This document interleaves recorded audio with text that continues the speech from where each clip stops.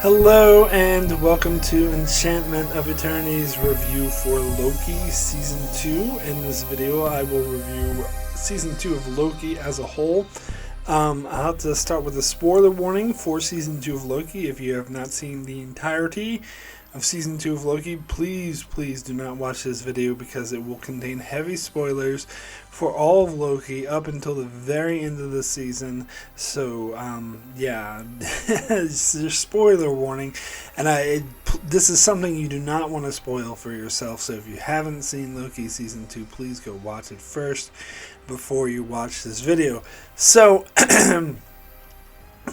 I'll just start out by saying my overall thoughts on this season. I think this season was amazing. I think this was better than Season 1. I think this is one of the best seasons of television I've seen. I think that this is easily one of the best entries in the Marvel Cinematic Universe, the MCU. I would definitely put this in the top 5 of the MCU. And of course, if you include the Disney Plus shows, which I do, they're technically part of the MCU. And I was surprised. I was surprised of how good this season was. Now, the reason why I think this is better than Season 1 is because I love Season 1 as well. I thought it was great, but I didn't think it was like, it wasn't quite there as top tier for me because it did sort of drift a little into filler. Like the first 2 episodes were pretty good, and then it started getting really good in episode 3 and 4, but then episode 5, I thought when they went to the other realm and met like Crocodile Loki and all those other Lokis, like I didn't really like that episode. I didn't hate it, but it was kind of felt like an aside to me. And then the finale was actually really intriguing. It was really interesting, especially how it feeds into the whole story, which we see in this season. But it was mostly just exposition, so I thought it was kind of a little bit disappointing for a finale, that it was just an exposition dump, essentially. Whereas the Season 2, I think every episode was grand. Every episode I thought was top tier amazing, except for maybe episode 3 when they went into the old timey 19th century Chicago. It was okay. Again, I didn't hate that episode, but it did feel kind of an aside. It did feel like the story halted a little bit, like slowed down a bit. But that being said, I felt like all the other episodes really pushed the story forward very fast. I felt like it was moving at a breakneck pace, but in a good way, not in a Game of Thrones Season 8 bad way, but in it didn't waste time with filler. It didn't waste time. Like even good shows, I think sometimes will waste time with unnecessary scenes or just slow the pace down a bit. This, except for the episode 3, I think every episode was amazing. Like every scene was poignant. Everything had something to do, and I was actually amazed of how much story they were able to get through within 6 episodes. And I actually see that because some people look at shorter seasons as a bad thing, but shorter seasons or longer seasons are not necessarily good or bad thing by themselves. It all depends on what you do with them. There's plenty of shows that have too many episodes and they just have the episodes for the sake of having it, and there's a lot of filler and a lot of time wasting. Like 90% of The Walking Dead was just filler and a waste of time because they just wanted to stretch it out and have more content and try to shock people with controversies in order to get them to watch the show instead of getting them to watch the show because it's actually good. Whereas this Loki Season 2, I think, is one of the best examples I've seen of a show just ditching any unnecessary filler but still keeping all the important the character stories were extremely strong. When you have the problem with going through the story too fast in a bad way, like say Game of Thrones Season 8, because it completely neglects the character stories and the characters seem really flat and empty and untrue to what has been established to them because they're just more worried about getting the plot done, which is not at all what happened here. Here they managed to go plot heavy on practically every episode, but also character heavy at the same time. Especially I'm thinking of episode 5, which actually, if you think about it, the plot didn't move that fast, but the character stories did. Like they really honed in on those character stories in the penultimate episode in an amazing way. And another thing I will say about this show is that I love time travel. I love time travel shows and movies that do time travel in an interesting way, because there's really bad ways to do time travel. In fact, time travel is something that's really hard to get right. So a lot of movies and shows are just lazy with it and just get it wrong. But to do I'm thinking of shows like Dark and movies like 12 Monkeys that honor time travel and can do really interesting and weird things with it. I also liked Endgame for that. I thought they used time travel very well as well. But this sort of goes way beyond. And to be honest, I was really confused by the last 2 episodes, particularly the finale, which I had to watch twice, and I had to watch 8 videos trying to explain what happened, but I still loved it. Even though when I didn't fully understand it, I still loved it. That's why I wanted to watch more videos. That's why I wanted to watch it again, because I wanted to fully understand. And they're so intricate. There's so many things to pick up on, and those are my favorite movies.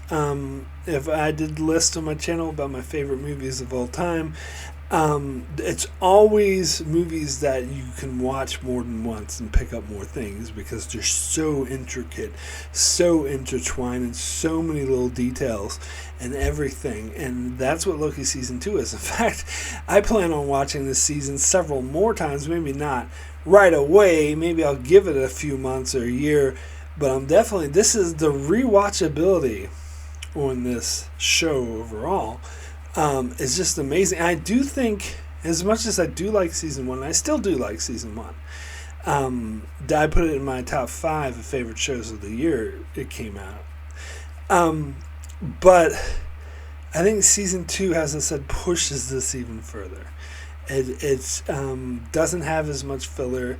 And in fact, I was surprised at hearing some negative opinions on the first 4 episodes of Loki. Some people thought that, it was hit or miss, and there's a few things that were a waste of time, which I didn't really see that at all. Even when you had stuff with that Hunter whatever who went back to the 70s and became a movie star, maybe some people thought that was an aside, a waste of time. It was interesting, first of all. It helped build the Ravenna Renslayer side of the story, which built up to the thing in episode 4. And also that crazy general who was Lysa from Game of Thrones. I can't even... Lysa Arryn, yeah, that's her name. Anyway, was that her name? I don't know. But anyway, the crazy general wanted to prune all the timelines.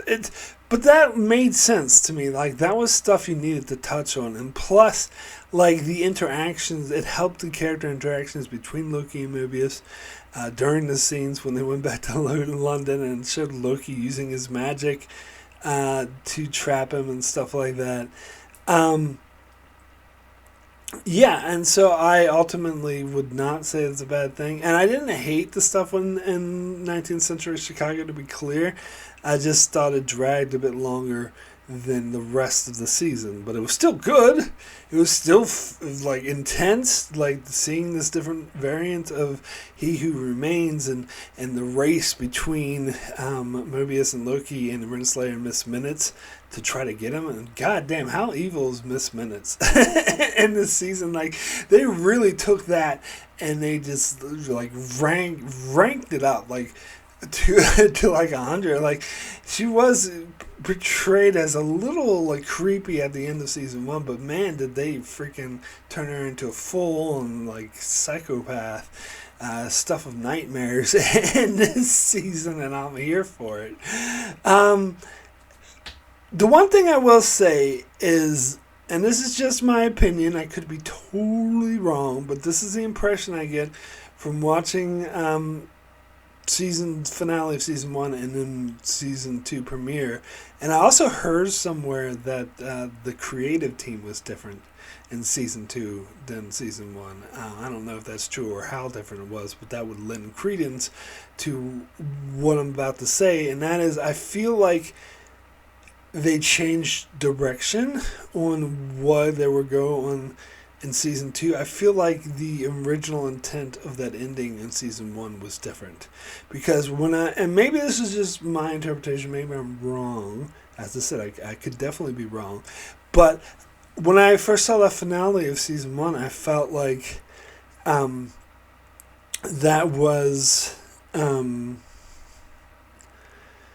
meant to be where Loki went into the TVA and they never heard of him, and and there was like statues of He Who Remains. That was meant to be the present, but an alternate timeline, a branch where one of the King variants rise, and because of what Sylvie did by killing He Who Remains, she altered history throughout all the different branches, and that the king was now in charge of the TVA.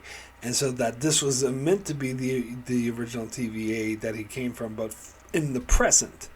Now, or maybe it could be a branch that's similar where king control. It was meant to signify the war between all the different kings. But then when season 2 started, they're like, no, that's just the past, when there used to be king statues before you erased everyone's memory and put up the timekeeper statues instead. And I feel like that was a change in direction.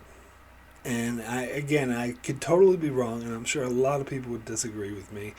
But the one piece of evidence I would throw in there, because I went back and rewatched the final scene from season 1, and Mobius and B15, if that's her name, I believe, were talking as if all the timelines were splintering off and there was a huge crisis. So, unless they're trying to imply there was another crisis back, just so happened to be coincidentally another crisis back in the past when Loki time traveled to.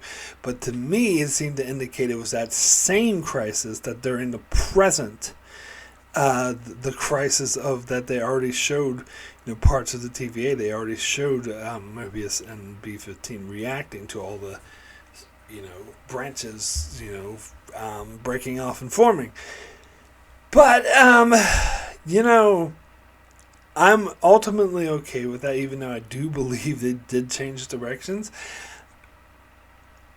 I feel like they, only had a vague sense of where they wanted to go, and when they started to break this season down, they realized that they needed to go in a different direction.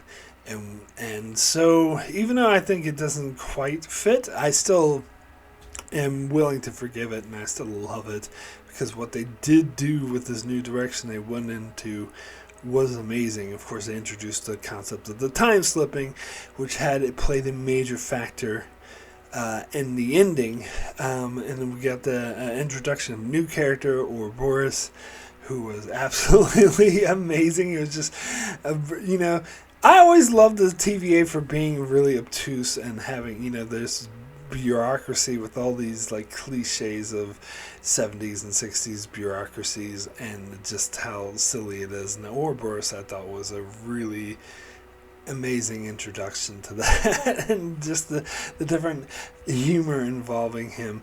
Now, I don't want this review to be too long, so I'm not going to get into the intricacies, every tiny little detail of the season, because I don't have enough time. That would take a lot of time, and that's why I love this season.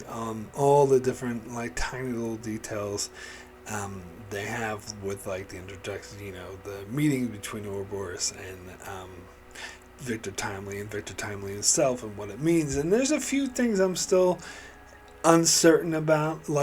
I feel like they need to develop Renslayer and um, He Who Remains or King, their relationship more, because they kind of hinted at that with the recording and the background. Like, I want to know more. I want to know more of what the TVA was like before everyone's memory was erased. Um, but I don't think there's going to be a Loki season 3.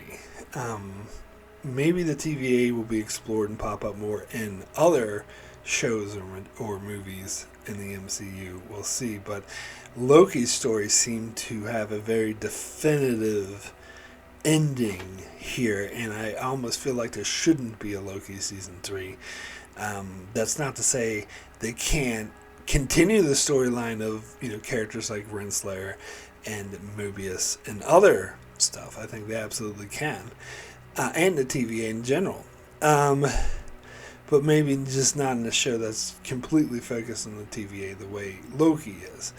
But yeah, at that final episode, I do think I had to talk about was the final 2 episodes. I think were amazing. And I think pretty much every episode before them was amazing too. Episode 4 was amazing. It ended with the whole thing exploding. I'm like, there's 2 episodes left. Like, what are they gonna do? You know what? Episode 5 in particular reminded me a lot of International Assassins from The Leftovers, and I feel like The Leftovers started this precedent because it hadn't really been done before, where in one episode, the spoilers for The Leftovers season 2, but anyway, where one episode they killed off the main character, and you thought, well, what are they going to do? The main characters died at the end of the episode, but in the very next episode, they do this really weird, abstract thing where the lead character is in this afterlife, and he's like on a mission. He's pretending to be an assassin. He's seeing all these characters that he knows, but in different roles, and it's a very weird, abstract episode. And then of course he comes back to life in future episodes, so the show can keep going. But I feel like there was something similar done here. And when season 4, the whole TVA exploded and everyone died, but then they were able to create their own sort of weird, abstract afterlife almost of all the other characters, going back to their original lives, but Loki using his time slipping to find them. And by the way, a lot of people were saying they were disappointed that they didn't get to see Mobius on a jet ski out on the water, and I thought, well, at least we got to see him on that jet ski. I'm happy about that. I didn't necessarily need to see him out in the water. But anyway, yeah, so I felt like that episode did remind me a lot of the International Assassin episode. And I feel like, yeah, Leftovers was kind of groundbreaking by doing that. And then other shows are going to also do weird, abstract things like that. And then the finale, again, was amazing. Because I love time travel, and I think this is one of the best uses of time travel I've seen, of Loki, trying to do it over and over again. And I love, again, the boldness of the show to have a title card that says centuries later. We literally skip over centuries.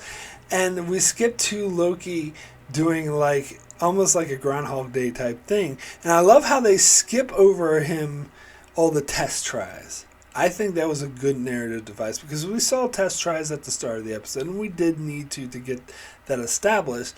But once that was established, we could just skip over all of the test tries, and the way Loki was talking, you knew that he experienced this before, millions of times before, and knew every single detail, like telling Timely not to leave the thing, or not to set the thing down or roll off, or to make sure he's wearing his helmet and that everything's correct, and that he's inputting all the science correctly. And Mobius is like, you better watch out, Obi, he's coming for. And then Loki finishes the thought, he's coming for your job. Yes, I'm coming. And he's just going blah, blah, blah, blah, fast because he knows time's of the essence.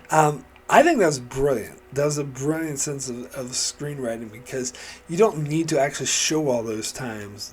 Just from the way Loki's behaving, it makes it very clear that he's been through this over and over again. But then, of course, they find out that that even when he finally got it right after centuries of trying, they find out that it's still going to fall apart because it still is not going to work. And we learn later it's because the whole entire loom was designed to prune all of the time branches except the sacred timeline. And then so they come to the conclusion that they were doomed ever since Sylvie killed He Who Remains. So Loki travels back to Sylvie killing He Who Remains and trying to stop her. And again, we run through this again where he's doing it repeatedly over and over again. And I like how they focus on her saying every single time, you're going to have to kill me. The only way to stop me is to kill me. The only way to stop me is to kill me. They focus on that so they make it, that's a very clear goal. And then finally, when Loki says something to He Who Remains, to make it clear that he's in a loop, he stops time. And I love this kind of conversation with him. And again, it's implied it's not the first time Loki talked to him.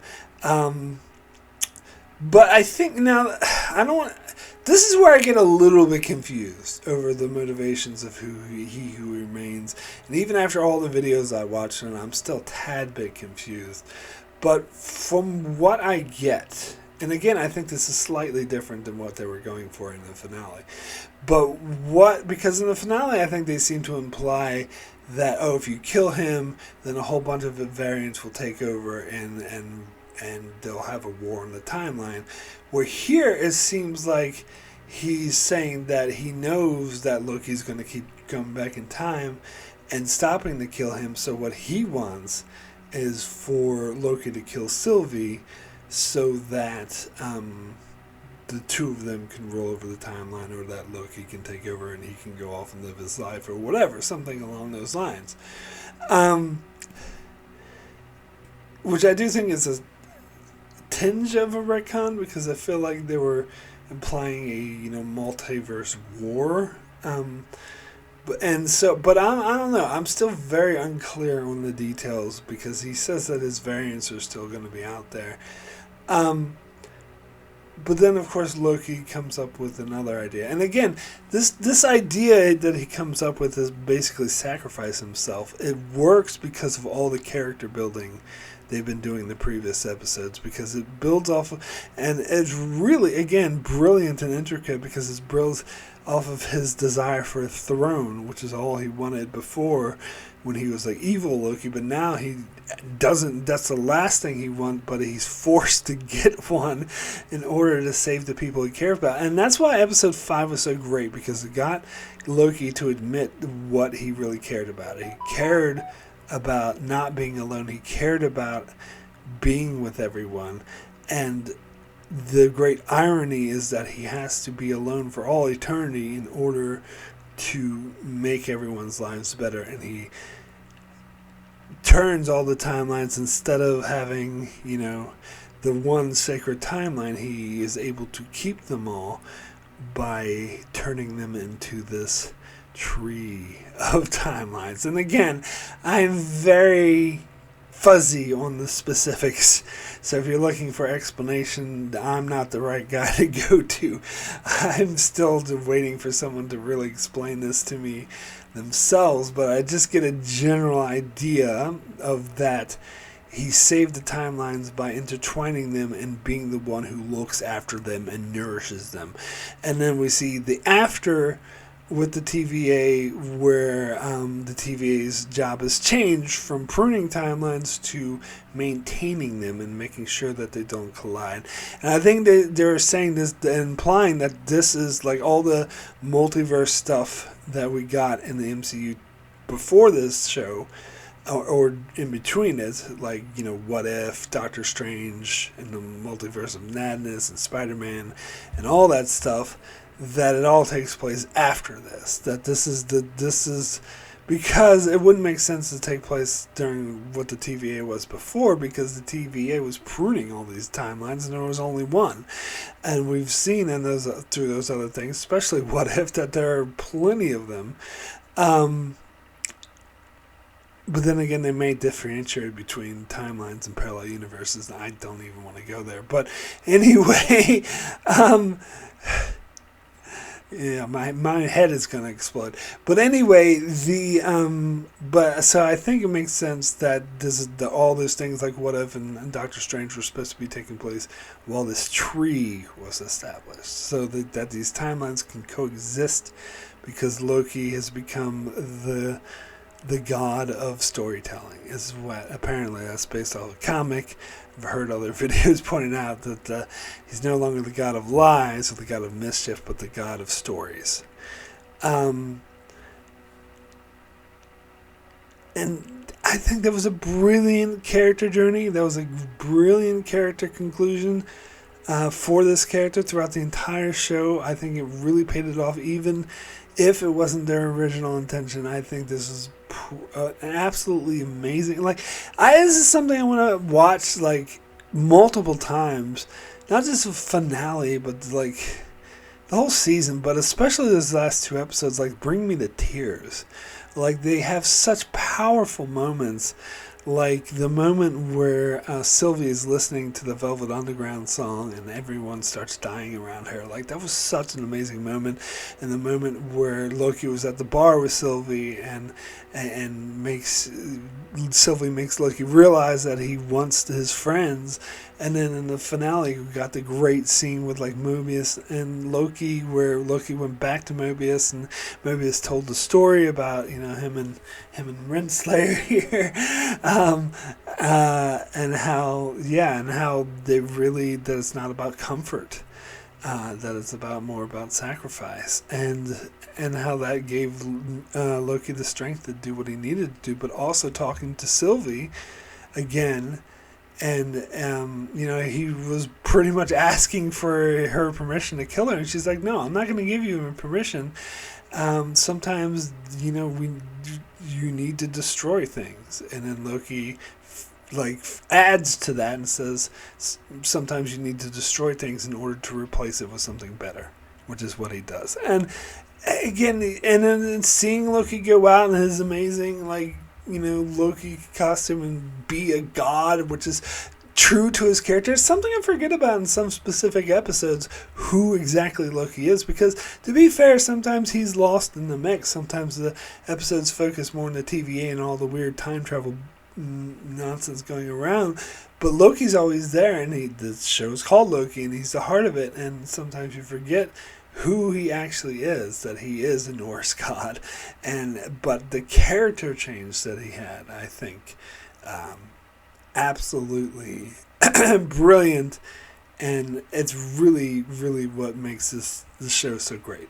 So anyway, my rating for Loki Season 2 as a whole is a 10, the best. Absolutely loved it. Thought it was amazing. One of the best shows I've seen in a long time. So impressed. Easily in the top 5, maybe even top 3 of MCU. Top 3, I would say. Easily top 3. Might even be my number 2 after Endgame, to be honest. I think it would be, yeah.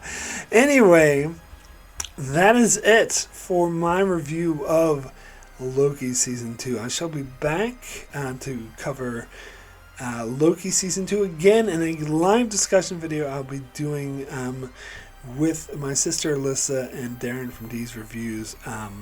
I'll have the link in the description for that. It'll be in a couple days after I release this video, but of course if it's been longer while you're watching it now, it should be up already, where the 3 of us will get into the show in more detail.